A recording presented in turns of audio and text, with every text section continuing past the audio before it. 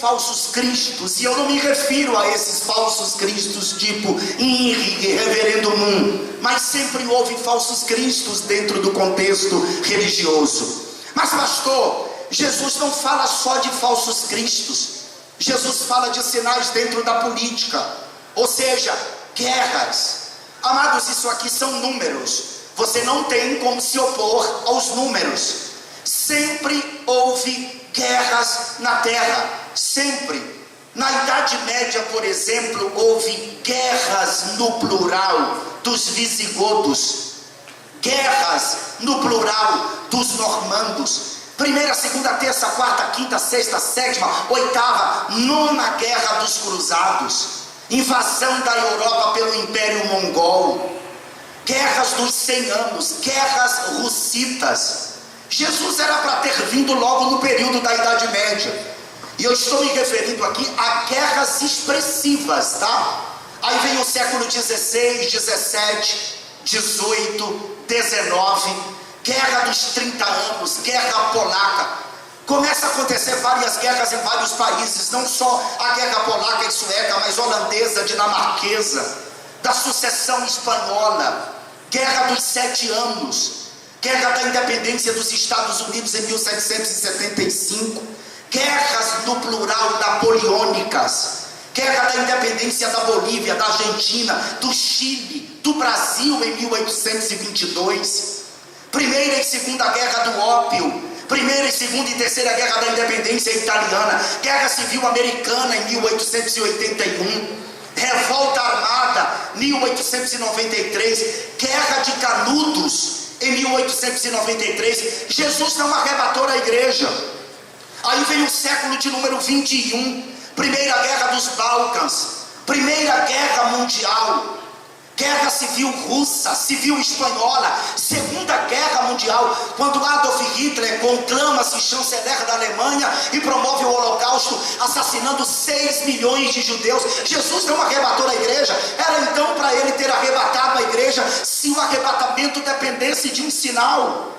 Aí vem no século de número 20, Guerra da Coreia, do Vietnã, Guerra dos 6 Dias em 1967, Guerra Irã versus Iraque, 1980, eu tinha 8 anos de idade na época. Primeira Guerra do Líbano, do Golfo em 1990, Guerra da Chechênia, de Kosovo. Aí vem o século 21, as guerras que tiveram expressivamente é a guerra do Afeganistão em 2001, do Iraque em 2003, Guerra Civil Síria em 2011, Guerra Rússia-Ucrânia que está até hoje, e essa intensificação da guerra entre palestinos e israelenses. Se dependesse de guerra, Jesus já teria arrebatado a igreja há muito tempo. Mas pastor, Jesus não fala apenas de sinais dentro da religião, Jesus não fala de acontecimentos apenas dentro da política, ele fala a respeito de pestilência. Ah, é? E quando a gente fala de peste, a primeira coisa que vem na nossa cabeça é a Covid-19, porque a gente acha que a Covid-19 foi a grande peste e a peste que mais dizimou pessoas em toda a terra. Mas estamos enganados se a gente pensar assim. A Covid-19 não é nada diante da varíola que matou mais de 300 milhões de pessoas.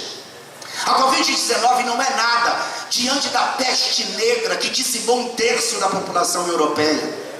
A Covid-19 não é nada diante da febre amarela, da gripe espanhola, do sarampo, da malária. A malária todos os anos matam 2 milhões de pessoas. E a pergunta é: por que isso não é televisado? Por que as manchetes dos jornais não colocam em letras garrafais que a malária ainda mata anualmente, todos os anos, 2 milhões de pessoas? E por que a Covid-19 foi tão repercutida? A Covid-19 é porque teve propósitos políticos, que é o primeiro propósito, e um propósito também seletivo. O vírus ele foi criado e desenvolvido com esses 2 propósitos, político e seletivo. O projeto político foi tornar a China superpotência industrial como é hoje. Esse iPad aqui que eu estou usando é made in China. Esse telefone aqui é made in China. O seu Samsung é made in China. O seu computador é made in China. O seu tênis da Nike é made in China. A China é superpotência industrial com mão de obra barata. Derrubou o governo de Donald Trump e a China torna-se superpotência industrial. Esse foi o projeto político do Covid-19. Mas o outro, pastor, foi seletivo. Alcançar as pessoas acima de 60, 65 anos, pessoas com enfermidades mórbidas, pessoas com câncer. E isso porque por trás desse projeto seletivo da Covid-19 estavam os globalistas, os Rockefellers, os Bildens, tipo pessoa como George Soros, Bill Gates, que são conhecidos como os senhores do mundo. E desde que a população mundial tinha 3 bilhões de habitantes, que os senhores do mundo tentam controle populacional. Não é controle social, é controle populacional. Ou seja, quem vive e quem morre. E a Covid-19 veio com esse propósito seletivo de dizimar as pessoas acima de 60, 65 anos de idade. Só que eu tenho uma coisa para dizer para vocês, na verdade duas. E as duas coisas que eu tenho para falar é acerca de Deus. Deus não dá duas coisas que pertencem a Ele, a ninguém Ele dá. Primeiro, a sua glória. Deus não dá sua glória a ninguém. A segunda coisa que Deus não dá a ninguém é o poder da vida e o poder da morte.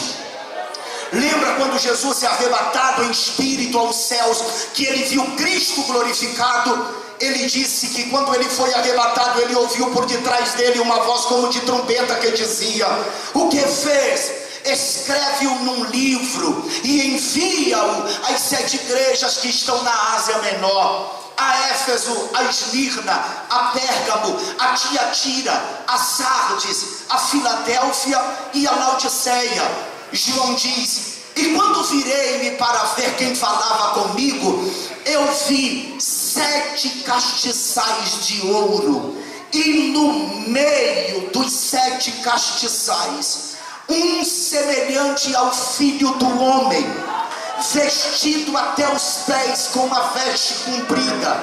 Isso fala do seu sumo sacerdócio. Um cinto de ouro na altura do peito. Isso fala de dignidade sacerdotal. Seus cabelos brancos como a lã branca. Isso fala de deidade, de preexistência, de eternidade.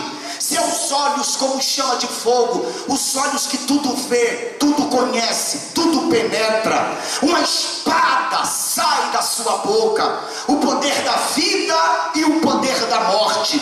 Seus pés como de latão reluzente, assacalhado na fornalha.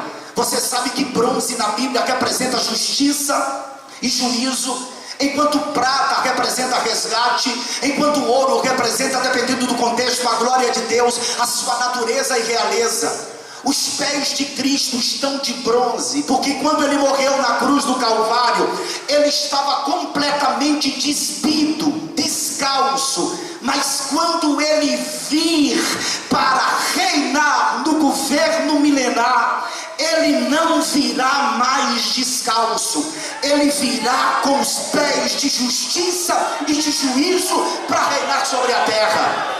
O rosto de Jesus